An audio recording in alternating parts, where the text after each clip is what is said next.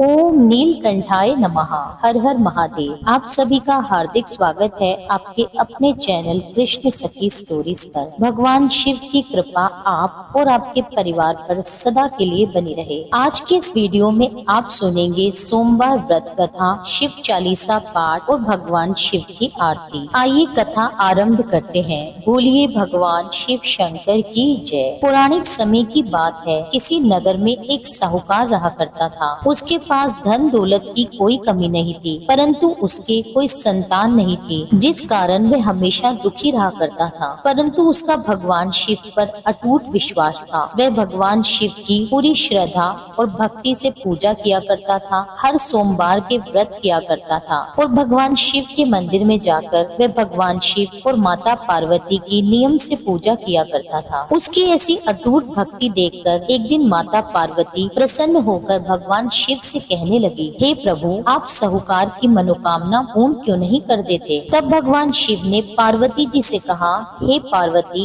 इस संसार में हर प्राणी को उसके कर्मों के अनुसार ही फल प्राप्त होता है। जिसके भाग्य में जो होता है उसको वह भोगना ही पड़ता है। साहूकार के भाग्य में भी कोई संतान नहीं है, तो उसको संतान प्राप्ति का वरदान मैं कैसे दे दूं? परंतु पार्वती जी ने भगवान शिव से दोबारा आग्रह किया। अब माता पार्वती के बार बार आग्रह करने पर भगवान शिव ने साहूकार को पुत्र प्राप्ति का वरदान तो दे दिया, किंतु उन्होंने कहा कि उस बालक की आयु केवल 12 वर्ष तक ही रहेगी। वह केवल 12 वर्ष तक ही जीवित रहेगा। अब भगवान शिव से यह वरदान पाकर साहूकार ना तो ज्यादा खुश हुआ और ना ही ज्यादा दुखी। वह तो पहले की तरह ही भगवान शिव और माता पार्वती की पूजा में लीन रहता। कुछ समय के बाद साहूकार की पत्नी ने एक पुत्र को जन्म दिया। अब वह बालक दिनों दिन बढ़ने लगा और जब वह 11 वर्ष का हुआ तो उसे पढ़ने के लिए साहूकार ने काशी भेजने का निर्णय किया। साहूकार ने पुत्र के मामा को बुलाकर उनको बहुत सारा धन दिया और कहा कि तुम बालक को लेकर काशी में विद्या प्राप्ति के लिए जाओ और तुम लोग मार्ग में यज्ञ कराते जाना, ब्राह्मणों को दान दक्षिणा देना, भोजन कराना। अब दोनों मामा भांजे इसी तरह यज्ञ कराते हुए और ब्राह्मणों को भोज कराते, दान दक्षिणा देते हुए काशी की तरफ चल दिए। अब चलते चलते रात्रि के समय एक नगर में मामा और भांजे रुक गए। उन्होंने सोचा कि यहाँ कुछ विश्राम करके चलेंगे। उस दिन उस नगर में वहाँ के राजा की कन्या का विवाह होना था और जिस राजकुमार से कन्या का विवाह होना था वह एक आंख से काना था। उस राजकुमार के पिता ने सोचा कि अपने पुत्र के काना होने की बात छुपाने के लिए क्यों न मैं साहूकार के पुत्र को दूल्हा बनाकर राजकुमारी से उसका विवाह करा दूं। विवाह के बाद इसको बहुत सा धन देकर विदा कर दूंगा और राजकुमारी को अपने नगर ले जाऊंगा। राजकुमार के पिता ने उस लड़के को विवाह में बैठने के लिए राजी कर लिया। लड़के को दूल्हे के वस्त्र पहनाकर उसका विवाह राजकुमारी से करा दिया गया, किंतु साहूकार का पुत्र तो ईमानदार था। उसे यह बात बिल्कुल भी ठीक नहीं लगी। उसने अवसर पाकर राजकुमारी के दुपट्टे पर लिख दिया कि तुम्हारा विवाह तो मेरे साथ हुआ है, लेकिन जिस राजकुमार के संग तुम्हें भेजा जाएगा वह एक आंख से काना है और मैं अभी काशी पढ़ने जा रहा हूँ। जब राजकुमारी ने अपने दुपट्टे पे लिखी वह बात पढ़ी तो उसने तुरंत जाकर यह बात अपने माता पिता को बता दी। राजा ने अब राजकुमार के साथ अपनी पुत्री को विदा करने से मना कर दिया। उसकी बारात वापस लौट गई। उधर साहूकार का बेटा और उसके मामा काशी पहुँचे और वहाँ जाकर भी उन्होंने यज्ञ का आयोजन किया। जिस दिन लड़का 12 साल का हुआ उसी दिन यज्ञ का आयोजन था। लड़के ने अपने मामा से कहा, आज मेरी तबीयत कुछ ठीक नहीं लग रही। तब मामा ने कहा, तुम अंदर जाकर विश्राम कर लो। अब शिवजी जी के वरदान के अनुसार कुछ देर में ही उस बालक के प्राण निकल गए। मृत भांजे को देखकर मामा ने विलाप करना शुरू कर दिया। संयोगवश उसी समय भगवान शिव और माता पार्वती वहाँ से गुजर रहे थे। तब माता पार्वती ने भगवान शिव से कहा, हे स्वामी, मुझे किसी के रोने का स्वर सुनाई दे रहा है। चलिए हम इस व्यक्ति के कष्ट दूर करते हैं। जब भगवान शिव उस मृत बालक के समीप आए तो वे पहचान गए, यह तो वही साहूकार का पुत्र है जिसे मैंने केवल 12 वर्ष की आयु तक का ही वरदान दिया था। अब इसकी आयु पूरी हो चुकी है। लेकिन मातृ भाव से विभोर माता पार्वती ने बड़े विनम्र भाव से भगवान शिव से कहा, हे महादेव, आप इस बालक को और आयु देने की कृपा करें, अन्यथा इसके वियोग में इसके माता पिता भी रो रो कर मर जाएंगे। इस तरह से माता पार्वती के आग्रह करने पर भगवान शिव ने साहूकार के लड़के को जीवित होने का वरदान दे दिया। शिव जी की कृपा से वह बालक जीवित हो गया और काशी में शिक्षा समाप्त करके लड़का और उसके मामा अपने नगर की ओर चल दिए। अब दोनों चलते चलते उसी नगर में पहुँचे जहाँ उसका विवाह हुआ था। उस नगर में भी उन्होंने यज्ञ का आयोजन रखा था। वहाँ के राजा ने उस लड़के को पहचान लिया और उसे पूरे सम्मान के साथ महल में लेकर गए। महल में उनका खूब मान सम्मान किया और खूब सारी धन दौलत देकर अपनी पुत्री के साथ विदा कर दिया। इधर साहूकार और उसकी पत्नी भूखे प्यासे रहकर अपने पुत्र की प्रतीक्षा कर रहे थे। उन्होंने प्रण कर रखा था कि यदि उनके पुत्र की मृत्यु का समाचार आया तो वह भी अपने प्राण त्याग देंगे, परंतु अपने बेटे को जीवित आता देखकर वह बहुत प्रसन्न हुए। उन्होंने पुत्र को गले से लगा लिया और वर वधू को बहुत सारा आशीर्वाद दिया। उसी रात्रि भगवान शिव साहूकार के स्वप्न में आकर कहने लगे, हे श्रेष्ठी, मैंने तेरे सोमवार के व्रत करने और व्रत कथा सुनने से प्रसन्न होकर तेरे पुत्र को लंबी आयु प्रदान की है। इस प्रकार जो कोई भी सोमवार का व्रत पूरी निष्ठा के साथ करता है, कथा सुनता और पढ़ता है, भोलेनाथ उसके सभी दुख दूर करते हैं और उस व्यक्ति की सभी मनोकामनाएं पूर्ण करते हैं। प्रेम से बोलिए भगवान शिव शंकर की जय, माता पार्वती की जय। अब सुनिए शिव चालीसा। श्री गणेश गिरिजा सुवन मंगल मूल सुजान, कहत अयोध्या दास तुम देहु अभे वरदान। जय गिरिजापति दीन दयाला, सदा करत संतन प्रतिपाला। बाल चंद्रमा सोहत नीके, कानन कुंडल नाग फनीके। अंग गोर शिर गंग बहाए, मुंड माल तन चार लगाए। वस्त्र खाल बागंबर सोए, छवि को देख नाग मुनि मोहे। मैना मातु की है दुलारी, बाम अंग सोहत छवि न्यारी। कर त्रिशूल सोहत छवि भारी, करत सदा शतुरन शेकारी। नंदी गणेश सोहे ताहा कैसे, सागर मध्य कमल है जैसे। कार्तिक शाम और गणराऊ, या छवि को कही जात न काऊ।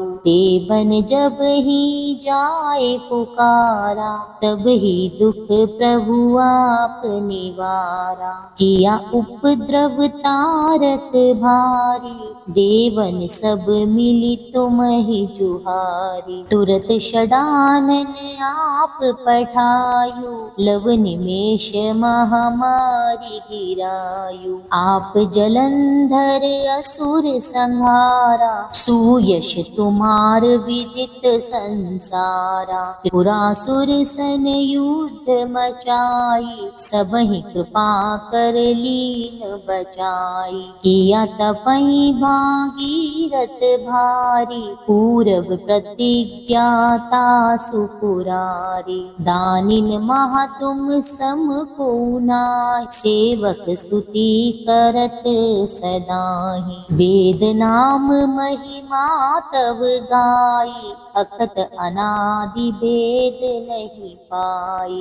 प्रगट उदति मंथन में ज्वाला, जरे सुरासुर भये विहाला। कीन्ह दया तहाँ करि सहाई, नीलकंठ तब नाम कहाई। पूजन रामचंद्र जब कीन्हा, जीत के लंक विभीषण दीना। सहस जैस कमल में हो रहे धारी, कीन्ह परीक्षा तबहि पुरारी। एक कमल प्रभु राखयु जोई, कमल नयन पूजन चाहा सोई। कठिन भक्ति देखी प्रभु शंकर, भये प्रसन्न दिए इच्छित वर। जय जय जय अनंत अविनाशी, करत कृपा सबके घटवासी। दुष्ट सकल